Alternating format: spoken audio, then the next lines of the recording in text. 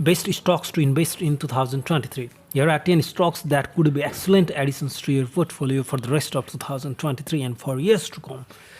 There are literally thousands of publicly traded companies you can invest in, not to mention the many exchange traded funds, ETFs, and mutual funds you can buy. So it's not surprising many investors don't know where to begin. And with the recent market downtrend, especially when it comes to growth stocks, there are plenty of stocks trading for significantly less than they were just 6 months or a year ago. But what are the best stocks? But what are the best stocks to buy in 2023? Although I don't have a crystal ball that tells me what stocks will deliver the best returns, I have tried to do the next best thing. In this article, I will discuss 10 stocks that I think could be great buys in 2023 for long-term investors looking to put their money to work. And the top 10 stocks for 2023 are here. And the first one is Etsy, ETSY, Etsy. Before the COVID-19 pandemic, Etsy was growing nicely by connecting crafty makers with customers looking for something a bit more out of the ordinary than mainstream e-commerce fare. During the pandemic, e-commerce got a huge boost, but Etsy absolutely skyrocketed, growing at more than twice the rate of the overall e-commerce. And second one is Pinterest. Pinterest is an oasis of the positivity in a social media landscape that's grown increasingly refreshing and divisive. That partially flows from what Pinterest is about, which is idea. People go to Pinterest to focus on things, not on other people.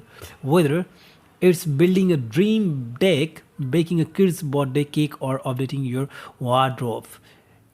Pinterest gives people visual inspiration for the things they want to get down. Third one is Block. Block, formerly known as Square, has evolved from a niche payment processing hardware company to a massive financial ecosystem for merchants and individuals. On the merchant side, Block processes about $188 billion in payment volume over the past 4 quarters, and it also offers a suite of adjustment services for the business. And next one, fourth is Sophie. Sophie operates a platform designed to allow business of all sizes to sell their products online, with a particular focus on empowering smaller business and growing alongside them by establishing long-term relationship.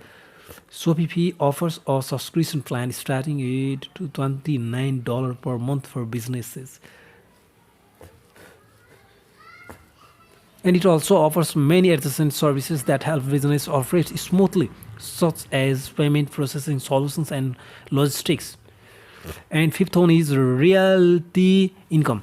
Realty income, there is a solid case to be made that when it comes to value growth and income, it's tough to find a more well rounded stock for long term investors than realty income. If you are not familiar, realty income is a real estate investment trust or REIT and primarily invest in freestanding single tenant retail properties.